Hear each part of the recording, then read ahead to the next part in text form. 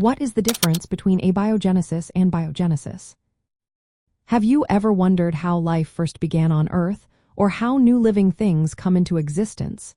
These questions lead us to two important scientific theories, abiogenesis and biogenesis.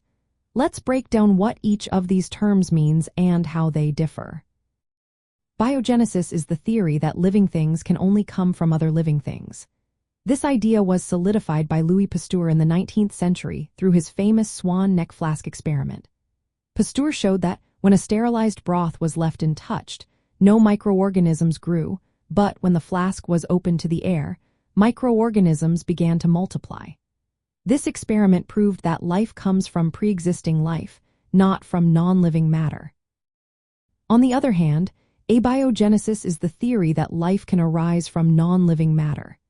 This concept has been around since ancient times, with philosophers like Aristotle suggesting that life could emerge from combinations of earth, wind, fire, and water. However, unlike biogenesis, abiogenesis has not been directly observed in the lab. Scientists propose that the first cells on Earth might have formed through a series of complex chemical reactions involving simple organic compounds, such as amino acids, carbohydrates, and nucleic acids. One key difference between these theories is the origin of life. Biogenesis states that all living organisms come from other living organisms through processes like cell division, reproduction, or the development of larvae into adult forms. Abiogenesis, however, suggests that the first living cells emerged from non-living chemical compounds under specific environmental conditions, such as those present on early Earth. The Miller-Urey experiment in 1953 provided some evidence for abiogenesis by showing that amino acids, the building blocks of proteins, could be synthesized from inorganic compounds under conditions mimicking those of the early Earth.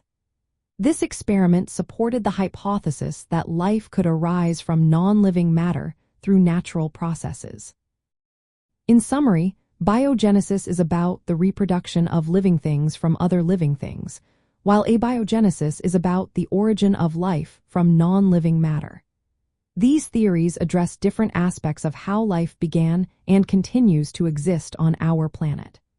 Understanding these concepts helps us appreciate the complexity and diversity of life on Earth.